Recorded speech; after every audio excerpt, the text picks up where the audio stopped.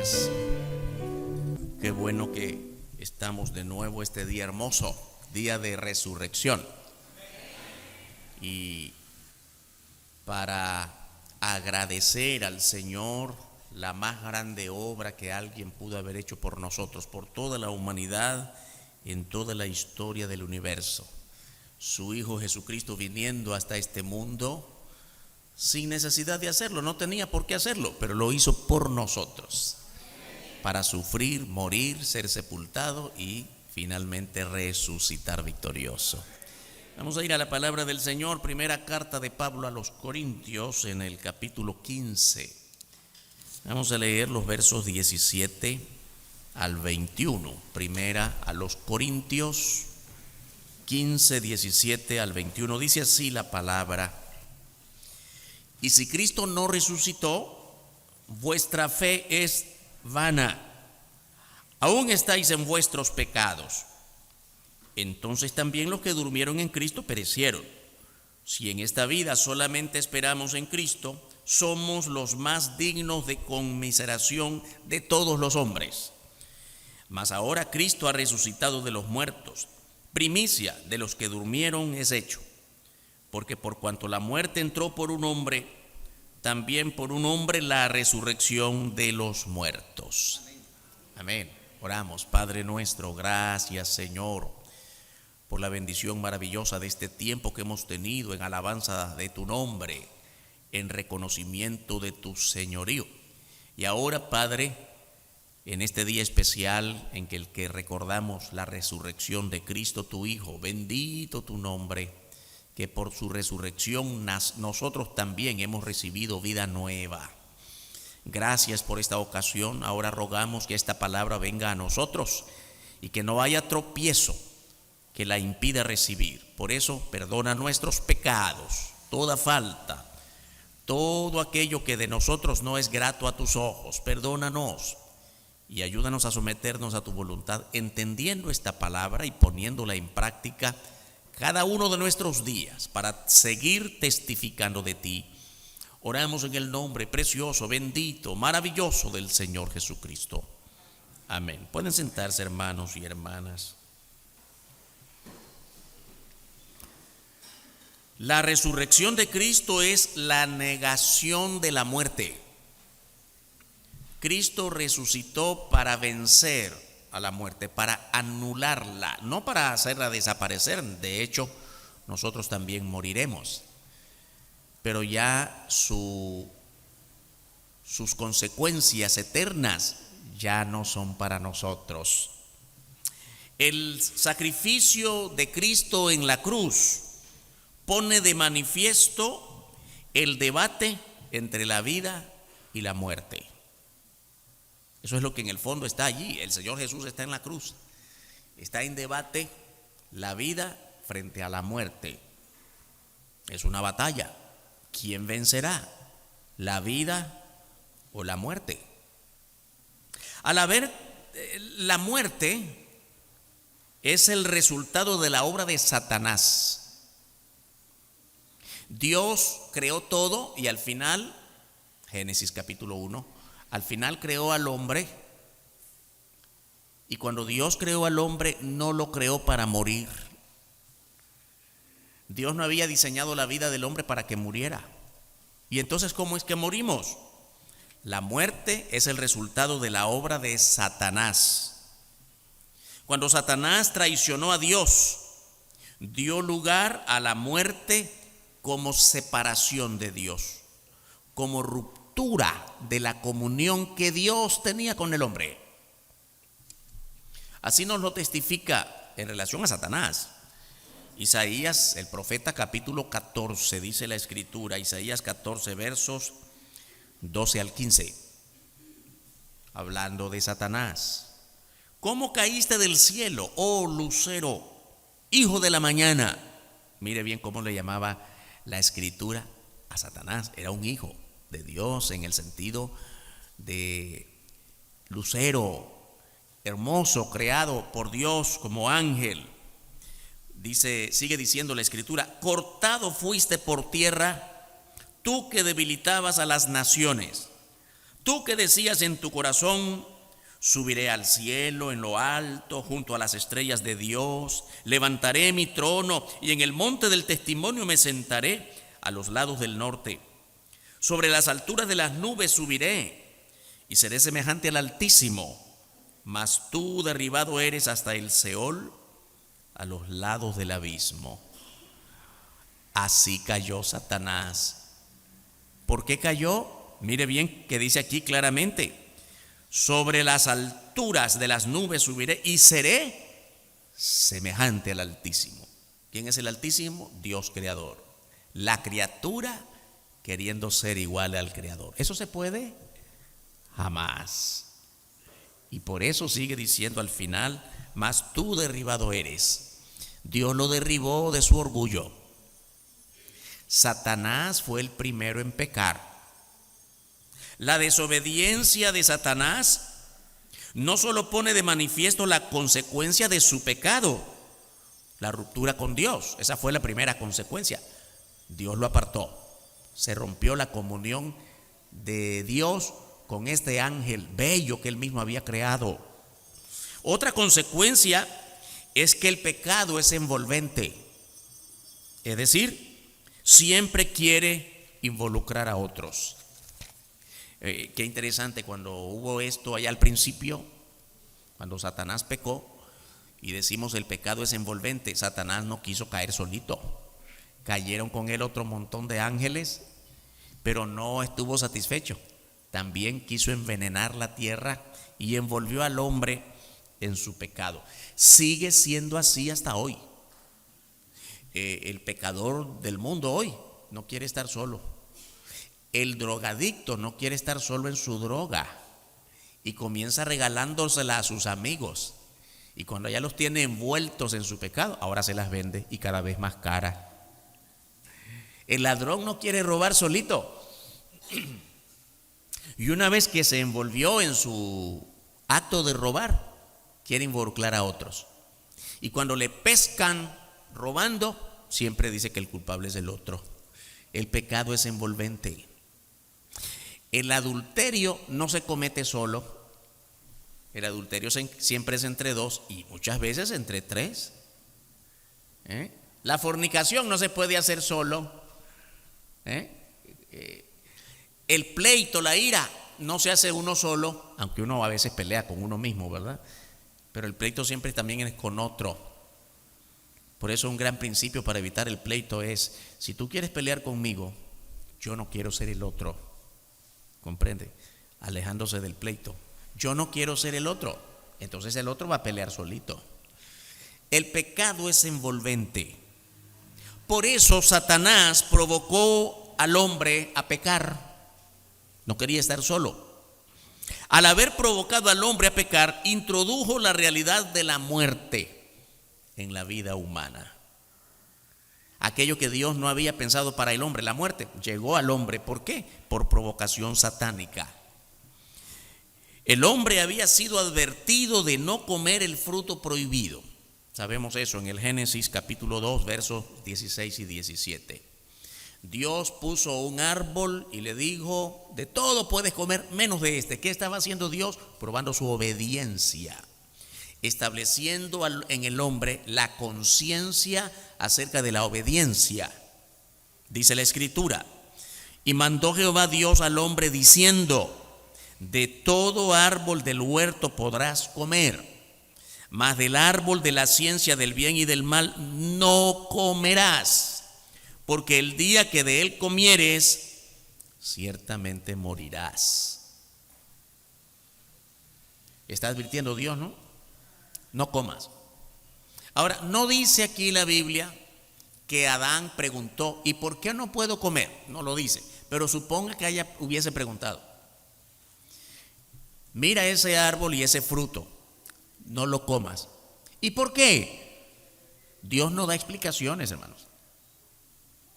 Cuando Dios da una orden, un mandato, lo único que queda de nosotros es obedecer, no preguntar ¿y por qué? Como el niño inquieto que todo quiere saber. Usted le dice: mi hijo no se acerque a la cocina porque se puede quemar. ¿Y por qué me voy a quemar? Yo no creo que un niño de 3, 4 años entienda bien todo el fenómeno químico del fuego y las consecuencias.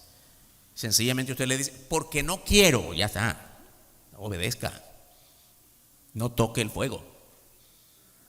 No es necesario que pongamos nuestra mano en el fuego para saber que el fuego quema. Pero el hombre pecó por su propia decisión. Decimos que fue provocado por Satanás, lo sabemos. Pero el hecho es que tanto Adán como Eva, o tanto Eva como Adán, decidieron por sí mismos tomar del fruto. Fue así como se introdujo el pecado en la vida humana. Y cuando ya se consumó el pecado, entonces Dios juzgó al hombre por su desobediencia y le aseguró que volvería al polvo, es decir, que moriría. Lo que Dios no había pensado para el hombre, que muriera, ahora va a morir como consecuencia de su desobediencia. Génesis capítulo 3, verso 19.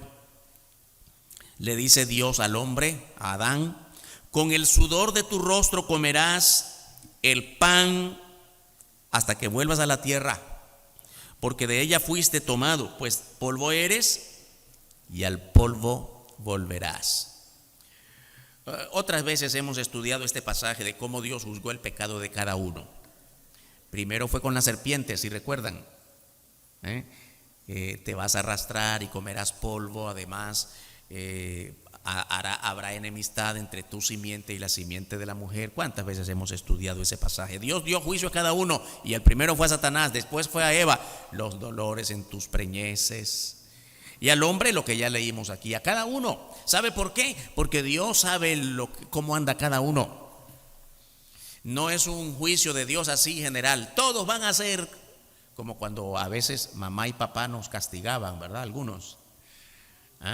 Si había más de 3, 4, 5 hijos, decían, uno las hace y todos las pagan. Y entonces nos teníamos que cuidar porque uno cometía un error y todos íbamos para adentro bien calentaditos. No, Dios no castiga así, o Dios no hace juicio así, porque Dios no hace pagar a justos por pecadores. Dios hace juicio a cada uno en su particular modo de actuar, porque sabe cómo anda cada uno. Y por eso cuando aquí hay 3 personajes que participaron en la introducción del pecado en el mundo: Satanás, quien provocó; Eva, que comió primero; y Adán, que no pudo parar a Eva y que también comió. Y cada uno de ellos recibió su parte del juicio de Dios de modo particular. Muy importante este punto. Entonces, la pregunta es, pastor, pero aquí dice, como el pasaje que hemos leído en Génesis capítulo 2, verso 17, dice al final: porque el día que de él comieres, ciertamente morirás. Pero mire, no murieron. Comieron, fueron expulsados del Edén y Dios les hizo saber su desnudez, su vergüenza, y fuera de aquí. Salieron, pero no murieron. ¿No murieron? Mire, sí murieron. ¿Sabe por qué murieron? No sabemos cuánto tiempo fue a partir de cuando Dios los creó, cuánto tiempo vivieron allí en el Edén. No lo sabemos, la Biblia no lo dice. ¿Cuánto tiempo fue? Pero todo el tiempo que estuvieron allí, el Señor se paseaba entre ellos, conversaba con ellos, vivían en deleite en el Edén. Terminó eso cuando pecaron. Y sabe que cuando pecaron empezaron a morir, porque no es que cayeron ahí nomasito, ¿no? Empezaron a morir, porque empezaron a envejecer. No envejecían, empezaron a degradarse.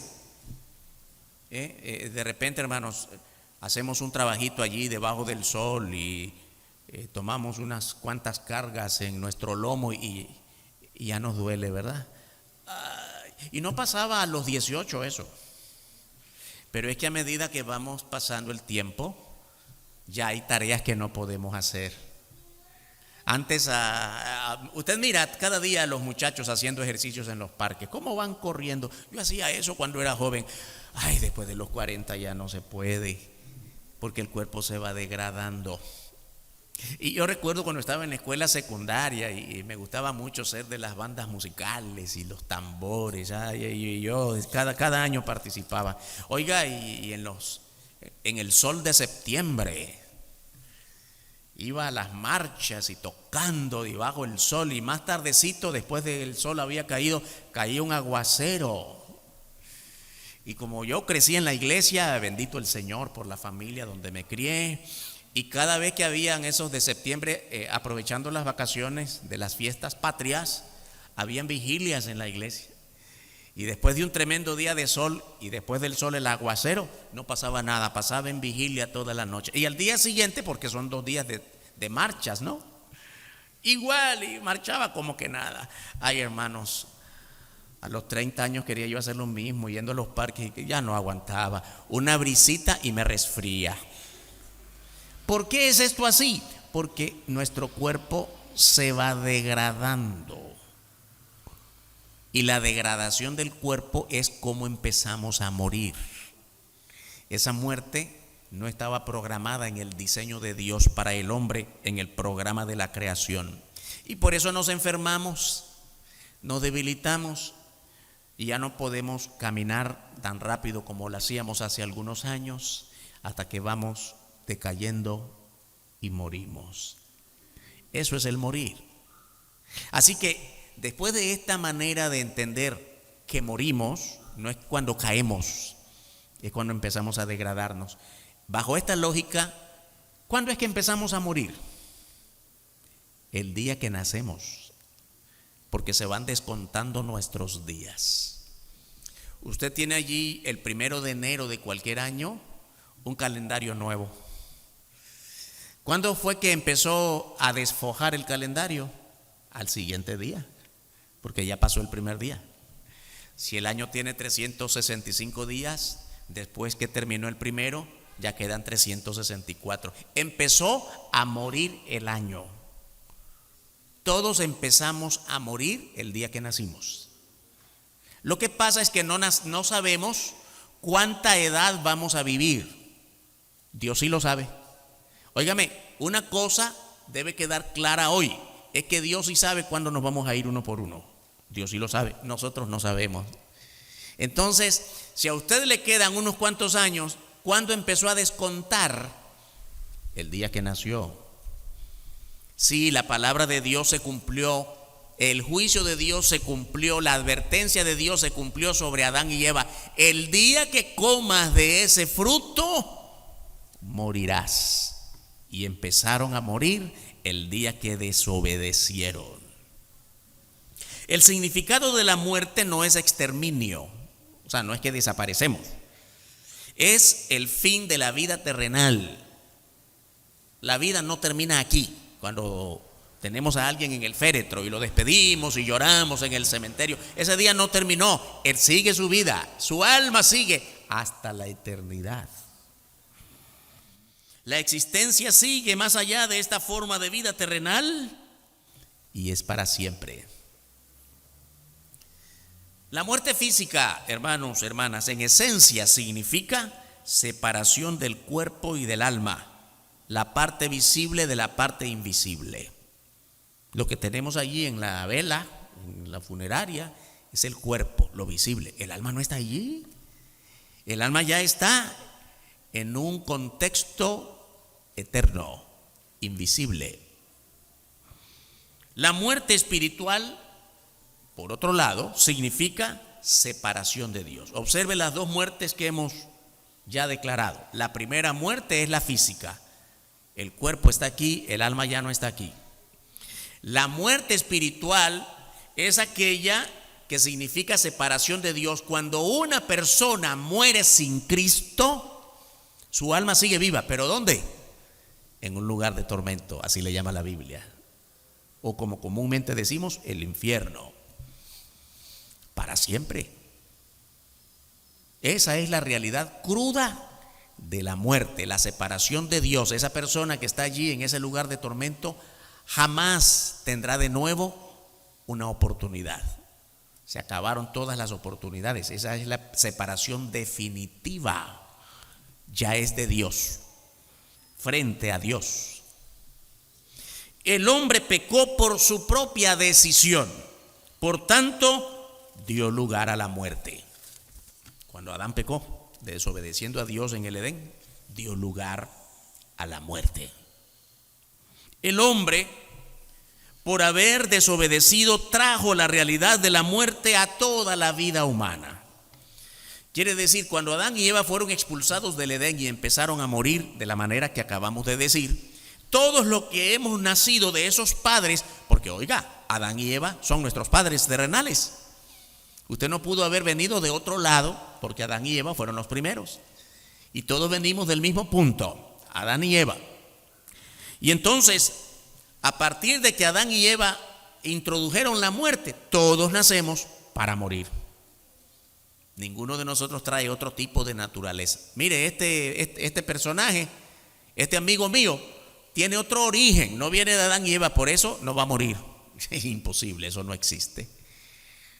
Ellos empezaron, marcaron esa realidad en nuestra naturaleza humana. Todos hemos nacido para morir. Y corto aquí lo de la muerte porque yo no quiero pensar en la muerte hoy. Yo creo que ninguno de nosotros se va a morir hoy. Y no queremos morir.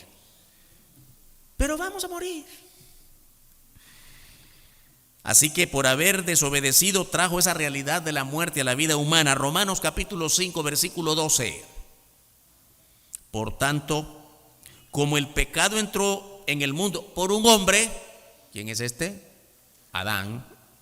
Y por el pecado entró la muerte, así la muerte pasó a todos los hombres, por cuanto todos pecaron. Aquí hay una cosa muy importante que debemos entender. La muerte y su relación con el pecado. Si no hubiera habido pecado, la muerte no fuera una realidad para nosotros. Aquí esta parte, como hubo pecado para todos, como consecuencia hay muerte para todos. Como el pecado entró por uno y ese uno empezó a morir, todos los demás nacemos para pecar y para morir.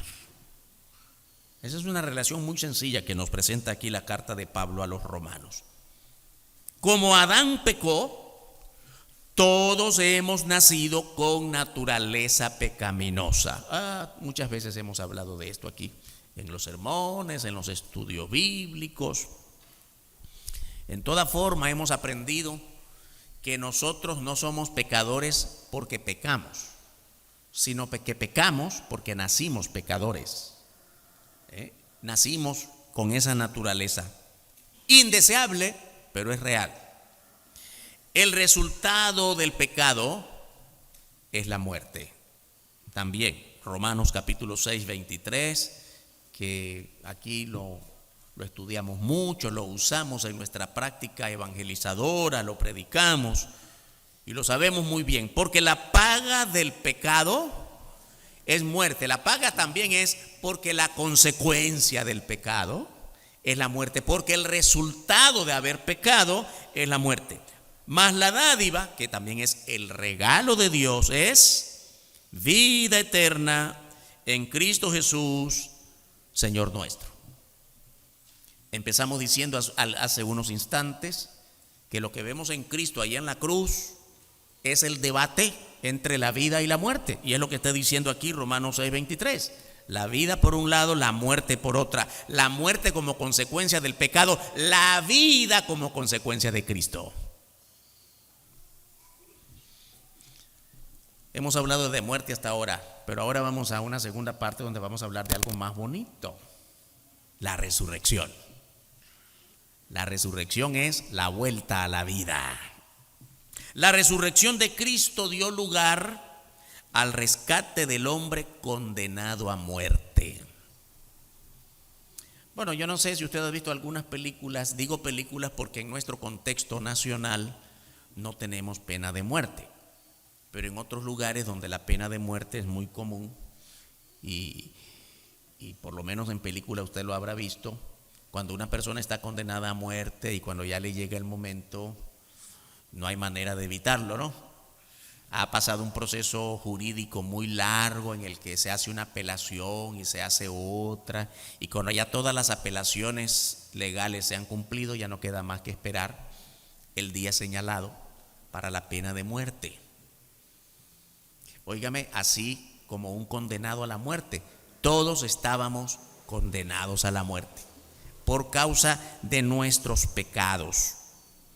Y precisamente por eso es que podemos entender ahora cuánta gracia Dios mostró por nosotros, cuánto amor Dios mostró por nosotros cuando decidió enviar a Jesucristo su Hijo para que pagara el precio de nuestra muerte, de nuestro pecado.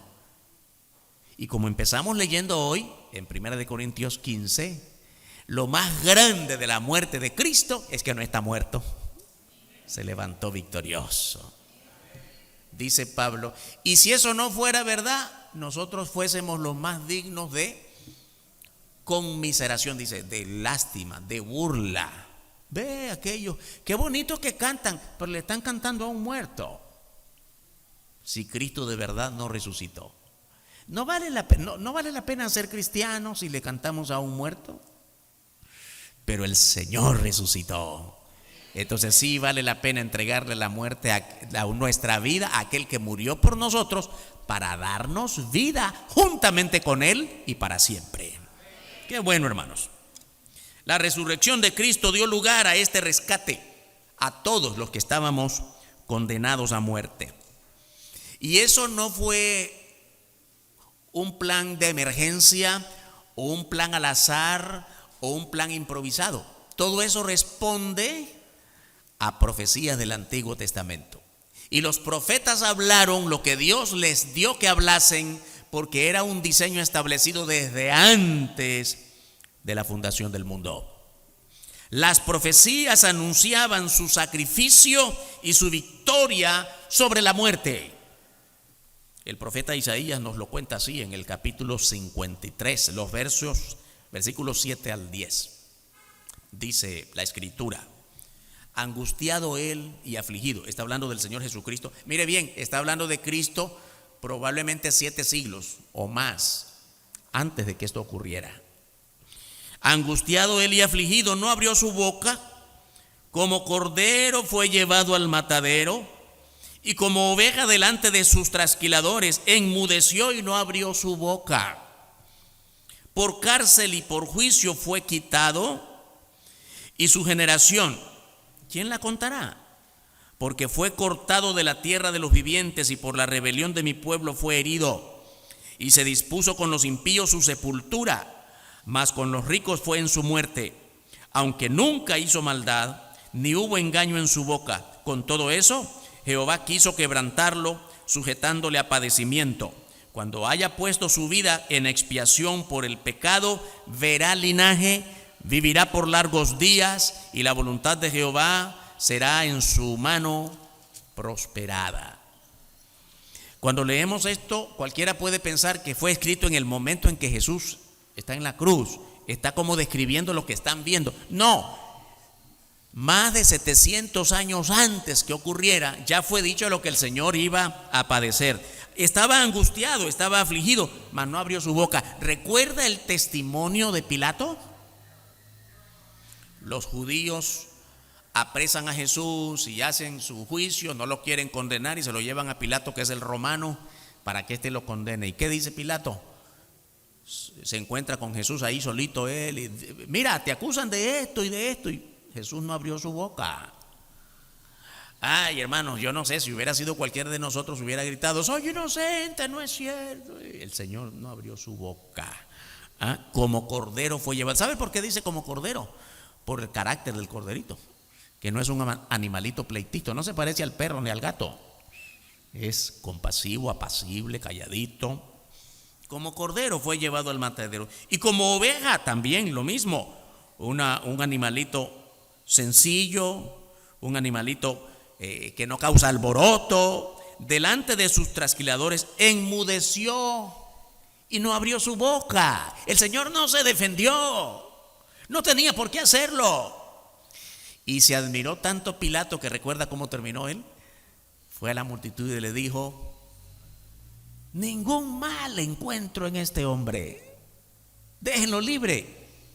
Y aquella gente comenzó: crucifícale, crucifícale. Aquí se cumplió lo que dice el profeta Isaías. Y después dice: por cárcel, por juicio fue quitado, y su generación, ¿quién la contará? Porque fue cortado de la tierra. Muy bien, y dice aquí en la parte media: y se dispuso con los impíos su sepultura. ¿Por qué con los impíos? Porque los discípulos que eran los suyos estaban huyendo. Y fue sepultado con aquel llamado Arimatea. No se había usado nunca ese sepulcro y él lo ofreció para poner allí. Y Arimatea era de los ricos. Por eso dice aquí: se dispuso con los impíos, mas con los ricos fue en su muerte, porque un poderoso lo cubrió allí en su sepultura. Como cada detalle, hemos venido diciendo en toda esta semana, hermanos, hermanas, cada detallito, obsérvelo, porque cada detallito estaba ya profetizado. Ahora bien, la parte final de lo que hemos leído, el versículo 10: verá linaje, vivirá por largos días. Quiere decir que después de su muerte seguiría viviendo por largos días. Sigue viviendo el Señor por días eternos. Esta es una clara alusión a su resurrección. Ese que fue maltratado, ese que fue llevado como cordero al matadero, lo mataron y todos vieron que murió, pero una vez que resucitó, vive para siempre. Es una clara alusión a su resurrección más de 700 años antes de que eso ocurriera. Y también el mismo Isaías lo testifica en el capítulo 25, en el versículo 8: destruirá a la muerte para siempre, y enjugará a Jehová el Señor toda lágrima de todos los rostros, y quitará la afrenta de su pueblo de toda la tierra, porque Jehová lo ha dicho. Hermanos, hermanas, ¿cuáles lágrimas han sido enjugadas? Las nuestras. No está hablando de los judíos que están allí acusándolo. Enjugará toda lágrima. ¿Cuáles lágrimas, hermanos y hermanas? ¿Por qué estamos aquí hoy? Y siempre que venimos a alabar al Señor, porque Él es nuestro Señor y porque Él ha cambiado nuestra vida. No quiere decir que no tengamos lágrimas todavía. Lloramos por nuestros problemas y nos angustiamos, pero el Señor nos da confianza. En el mundo tendréis aflicción, pero confiad, yo he vencido al mundo.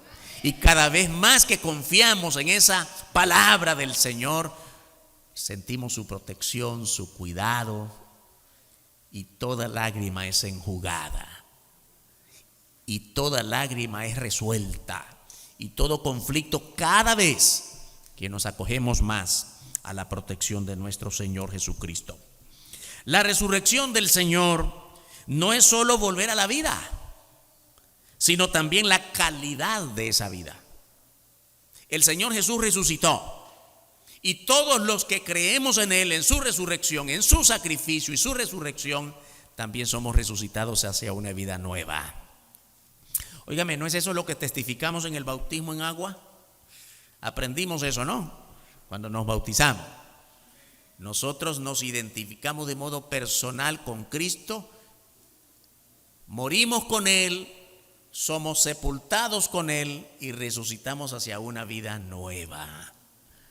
Así que el Señor Jesucristo no solamente nos resucitó en el sentido de volvernos a la vida, sino a la calidad de vida. Óigame una cosa: si usted muere, vamos a decir bien joven, entre 30 y 40 años, pero muere con quebrantamiento de salud, le dolía todo, se demacró por completo porque un cáncer le arruinó la vida, y usted murió, y ya usted muerto vengo yo y le digo: ¿quieres volver a la vida?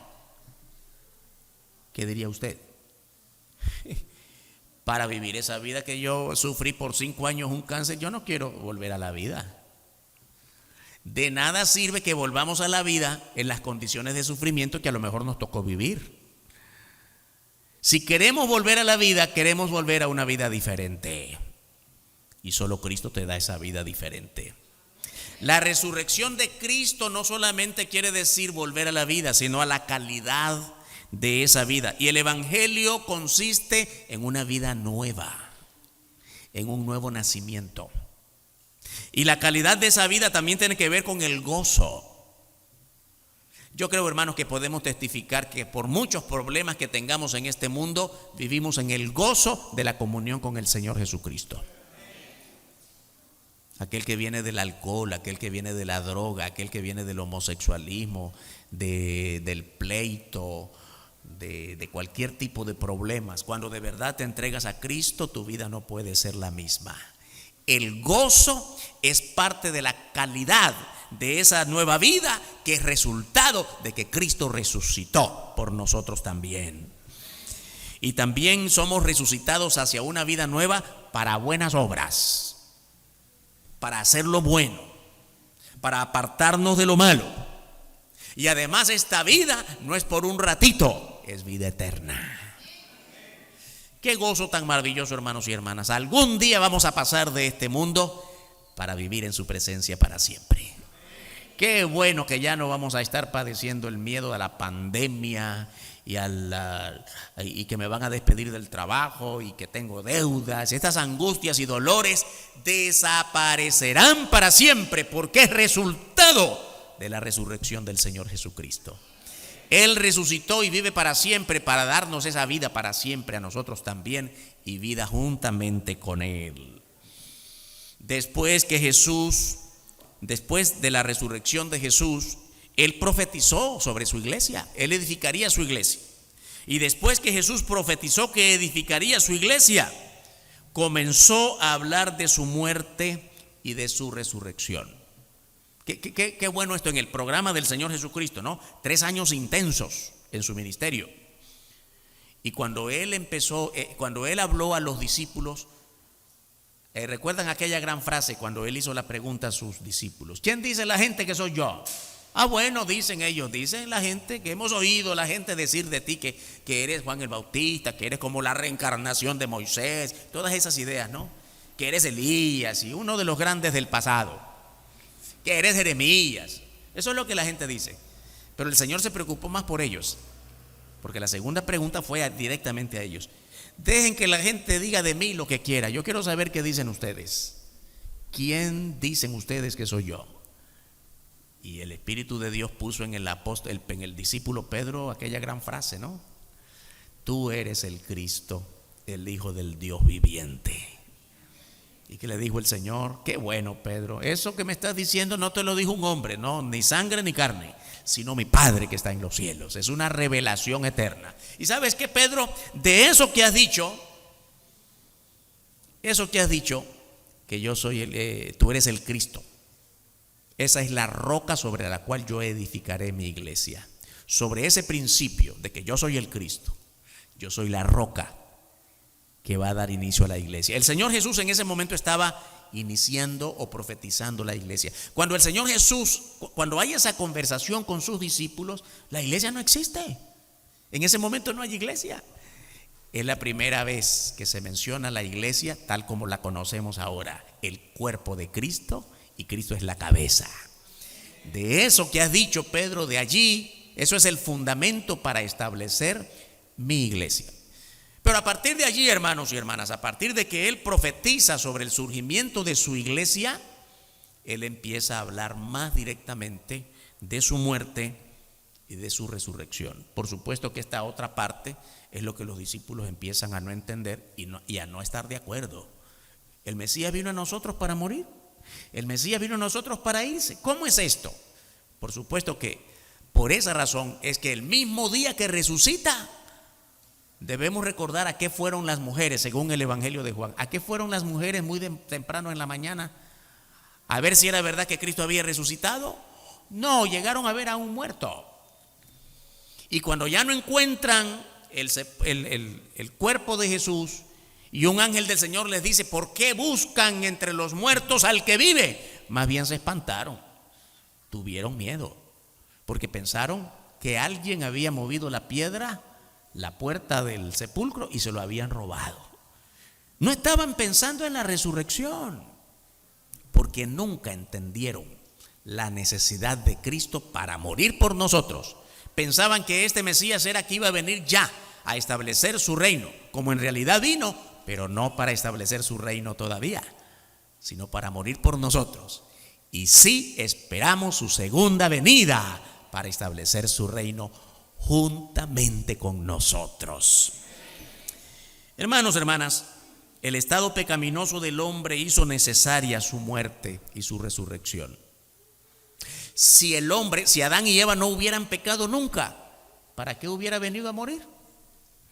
Pero como pecaron y a partir de allí todos nacemos bajo la sombra del pecado, en la realidad del pecado, era necesario que tuviese que venir. Mateo 16:21 dice la Escritura: desde entonces comenzó Jesús a declarar a sus discípulos que le era necesario ir a Jerusalén y padecer mucho de los ancianos, de los principales sacerdotes y de los escribas, y ser muerto y resucitar al tercer día.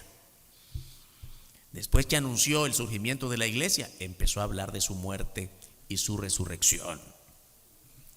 La resurrección de Cristo es la mayor muestra de amor para con todos los pecadores. Mire bien cómo dice Mateo 16:21, que ya leímos: es necesario que vaya a Jerusalén para padecer, morir y resucitar. ¿Por qué era necesario? ¿El Señor necesitaba? El Señor no necesitaba hacerlo. Era necesario para nosotros. La única forma de rescatarnos, el único modo de ser redimidos. No hay otro camino para ser redimidos sino solo creer en la necesaria muerte y resurrección del Señor Jesucristo. En Juan 6:44 encontramos: ninguno puede venir a mí si el Padre que me envió no le trajere, y yo le resucitaré en el día postrero. Hermanos, hermanas, no hay duda, nosotros también habremos de ser resucitados. Cuando morimos y nuestra alma va al cielo, aunque nuestro cuerpo esté aquí podrido y descompuesto, el Señor vendrá con nosotros para resucitarnos en cuerpo transformado. Nos gozamos en esta verdad, porque así, con este cuerpo transformado, viviremos para siempre con Él. La resurrección de Cristo muestra la imposibilidad del hombre de redimirse a sí mismo. Hermanos, hermanas, ninguno de nosotros puede resucitar por sí mismo. Recuerden que esa es la diferencia, otras veces hemos estudiado que esa es precisamente la diferencia entre la resurrección de Cristo y aquellos que fueron resucitados. En el Nuevo Testamento encontramos, en el Antiguo también hay, pero nos enfocamos en los resucitados con la presencia del Señor Jesús en este mundo. Bueno, el caso más conocido es Lázaro. Aparece también el hijo de la viuda de Naín. Si nosotros decimos Cristo es el único que ha resucitado, siempre va a haber alguno que dice: no, pastor, Lázaro fue resucitado. No, mire, Lázaro, a veces lo digo así como para hacernos pensar, ¿verdad? Lázaro no resucitó. Lázaro fue resucitado, que es distinto. ¿Comprende la diferencia, no? Además, otra diferencia es que cuando el Señor resucitó a Lázaro, Lázaro necesitó un resucitador. El Señor Jesús resucitó a Lázaro, Lázaro volvió a morir. ¿O no murió? Sí, murió. Qué bendición, que eso es lo que hace la gran diferencia entre el Señor Jesucristo y la muerte de Lázaro. El Señor Jesucristo no necesitó un resucitador. Él resucitó solito victorioso, porque Él es Dios. Y la muerte no podía vencerlo. Y además que Él resucitó, cuando resucitó para no morir jamás, porque es Dios eterno. Dice la Biblia en Romanos 4:25: el cual fue entregado por nuestras transgresiones y resucitado para nuestra justificación. Quiere decir, nosotros somos justificados gracias a la muerte y resurrección de Cristo. Ninguno de nosotros puede ser justificado por sí mismo. Por mucho que hagamos gala de las muchas buenas acciones que podamos hacer. Usted no sabe cuánto yo amo a todos los niños, y le doy de comer a todos los pobres, y visito a todos los presos. Si alguien dice eso, primera cosa, está mintiendo, porque no puede hacerlo con todos. Y si lo hace con una buena cantidad de personas, qué buena obra que está haciendo. Pero por mucho que haga, no le sirve para nada en ser redimido para la eternidad. Ninguno de nosotros ha llegado a ser salvo por lo que tiene o por lo que hace, sino por la sola gracia del Señor Jesucristo. Las buenas obras sirven para muchas cosas, pero nunca para alcanzar salvación en Cristo. Nuestra justificación delante del Padre es solamente obra de la muerte del Señor Jesucristo. Él nos ha justificado con su sacrificio. Romanos 14:9 dice al respecto: porque Cristo para esto murió y resucitó y volvió a vivir, para ser Señor así de los muertos como de los que viven. Él es Señor de todos los que han muerto para su gloria y ahora viven en su presencia. Él es Señor de todo, porque ganó esa autoridad con su sacrificio en la cruz por nosotros. La resurrección de Cristo también es la victoria definitiva sobre la muerte. Satanás, cuando introdujo la muerte a través de Adán y Eva, pensó que había derrotado el plan de Dios. Pero la mayor derrota de Satanás no es solo que Cristo murió por nosotros, sino que al resucitar de la muerte, ya Satanás no tiene ningún otro recurso para enfrentarse a los planes de Dios. Si Dios ya no puede ser derrotado ni por la muerte, ¿qué más queda? Satanás está derrotado para siempre. La muerte de Cristo fue necesaria para vencer la muerte misma mediante la resurrección. Solo su muerte y resurrección es suficiente para justificar al pecador. Solamente, el único medio. Ni la religión, ni la autoayuda, ni ningún plan de rehabilitación humana, ni ningún plan político y social. No hay nada que pueda llevarte a la eternidad con Cristo. Lo único que puede hacerlo es que Cristo necesariamente murió por nosotros y resucitó para llevarnos con Él. Solo su muerte y su resurrección es suficiente para tal justificación. La carta a los Hebreos capítulo 2 versículo 14 dice así la Escritura: así que por cuanto los hijos participaron de carne y sangre, Él también participó de lo mismo. Él se encarnó, carne y sangre, para destruir por medio de la muerte al que tenía el imperio de la muerte, esto es, al diablo. Cuando el diablo introdujo el pecado y con ello la muerte sobre la raza humana, creyó que tenía el dominio sobre todo eso. Pero el Señor lo venció muriendo y resucitando. No se quedó muerto, se levantó victorioso de la tumba. Su resurrección es la mayor victoria sobre todas las consecuencias del pecado que ha provocado Satanás en la raza humana. Romanos, en el capítulo 5, dice los versos 17 al 19: pues si por la transgresión de uno solo reinó la muerte, mucho más reinarán en vida por uno solo, Jesucristo, los que reciben la abundancia de la gracia y del don de la justicia. Así que, como por la transgresión de uno vino la condenación a todos los hombres, la transgresión de Adán nos trajo la condenación a todos. De la misma manera, por la justicia de uno, la justicia de Dios en Cristo, vino a todos los hombres la justificación de vida. Porque así como por la desobediencia de un hombre, Adán, los muchos fueron constituidos pecadores, todos somos pecadores por causa de que Adán introdujo el pecado, así también por la obediencia de uno, esto es Cristo, los muchos serán constituidos justos.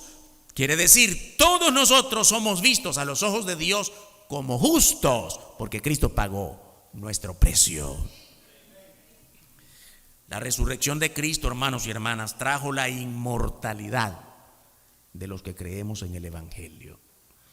Esa palabra es importante, ¿verdad? Inmortal. ¿Qué quiere decir? Que no muere. Hay muchos entre nosotros, los seres humanos, que se creen inmortales, creen que no van a morir.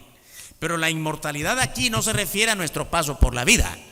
Inmortales es porque no moriremos mientras estemos en su presencia por toda la eternidad. Segunda carta de Pablo a Timoteo, capítulo 1, versículo 10. Dice: pero que ahora ha sido manifestada por la aparición de nuestro Salvador Jesucristo, el cual quitó la muerte y sacó a luz la vida y la inmortalidad por el Evangelio. Ay, hermano, qué bonito suena la palabra inmortal referida a nosotros. No por lo que hemos hecho, sino solo porque hemos puesto nuestra confianza, nuestra fe en el Señor Jesucristo. Hay gozo en la vida del creyente por los beneficios de la resurrección de Cristo. La palabra gozo, hermanos, es una palabra natural en el cristiano. Debe ser, nosotros debemos apropiarnos de la palabra gozo todos los días. Nada puede quitarte el gozo que solo viene por tu fe en Cristo.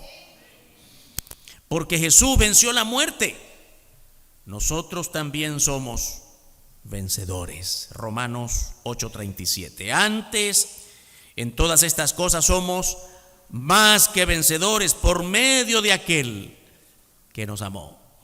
No olvides esa última parte, hermano. Nosotros no somos más que vencedores por nosotros mismos. No hemos vencido nada. Cristo venció por nosotros. Podemos confiar plenamente en Cristo porque Él ha vencido al mundo. Él y solo Él ha vencido al mundo. Juan 16:33. Estas cosas os he hablado para que en mí tengáis paz.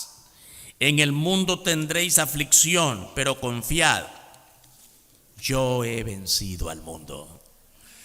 Hermanos y hermanas, ojalá que nosotros empecemos cada día y el primer versículo que nosotros lo digamos en oración y en el resto del día sea este: en el mundo tendréis aflicción, pero confiad, yo he vencido al mundo. ¿Quién lo dijo, hermano? No lo dijo el amigo, el vecino, el pariente.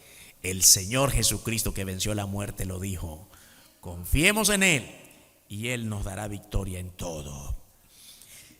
El acontecimiento más grande de toda la historia del universo es la resurrección del Señor Jesucristo. Sin embargo, fue un acontecimiento programado por Dios desde antes de la fundación del mundo para mostrar su amor redentor por todos los pecadores. La resurrección de Cristo es la victoria definitiva sobre la muerte misma. Todo creyente en Cristo ha sido librado de la muerte y la condenación eterna. Líbrate tú de ser condenado. Recibe a Cristo en tu corazón y disfruta de los beneficios de su gloriosa resurrección. Vamos a orar. Padre bendito, te damos gracias por la bendita palabra que nos has dado.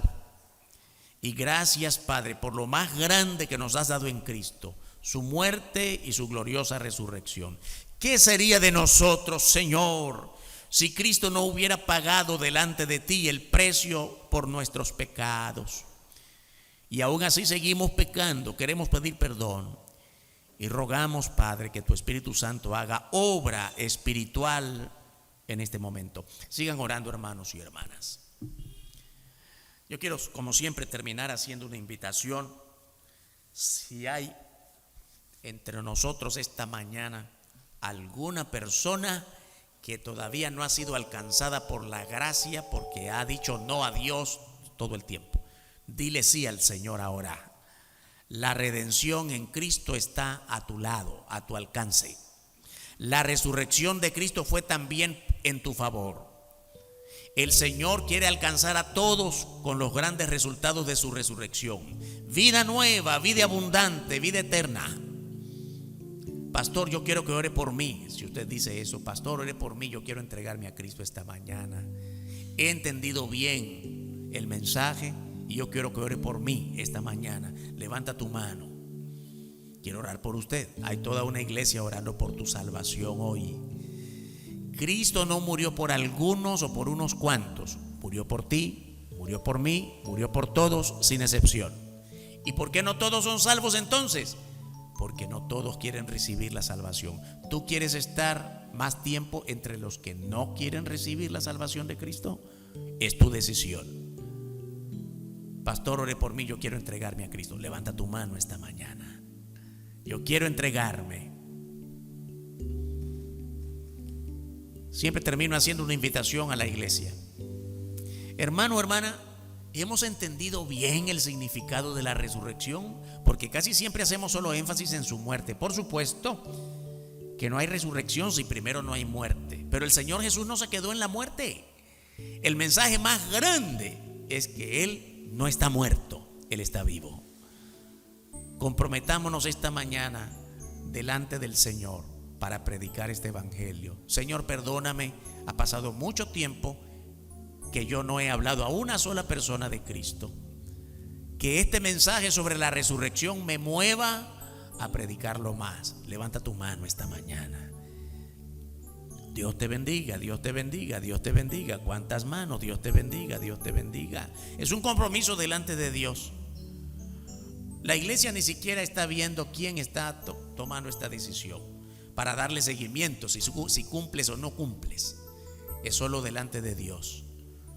Y lo que Dios quiere es que cumplas, que lleves este mensaje de salvación a través de la muerte y resurrección del Señor, que la lleves a toda persona. Por última vez, comprométete delante de Dios. Levanta tu mano esta mañana. Otra vez y otro y otro. Dios te bendiga, Dios te bendiga. Tanta gente a tu alrededor, vecinos, parientes, vecinos, amigos, compañeros de trabajo o de estudio, no son salvos. Y Cristo también murió por ellos, no lo olvides. Pero es que no les has llevado tu palabra. Levanta, no has llevado la palabra de Dios a ellos. Levanta tu mano. Pastor, ore por mí, yo quiero llevar esta palabra. Dios te bendiga. Padre nuestro, te damos gracias. Tu palabra ha llegado a nosotros en este día especial. Recordamos la resurrección gloriosa de Cristo por nosotros. Ayúdanos a que no sea un asunto de fecha, una vez al año, sino todos los días. Y no solo recordarlo, sino agradecerlo viviendo en tus propósitos, en tus planes, en el llevar la palabra a todo aquel que se condena en su vida porque todavía no tiene a Cristo en su corazón. Queremos rogarte por los hermanos y las hermanas que han levantado su mano delante de ti. Ayúdalos a entender el enorme compromiso que asumimos todos de testificar de Cristo a toda persona a nuestro alrededor. Danos el avivamiento que necesitamos, la fuerza, el conocimiento de tu palabra para no desmayar en predicar este evangelio a toda criatura. Oramos en el nombre grande y eterno del Señor Jesucristo. Amén. Que Dios nos bendiga, hermanos y hermanas.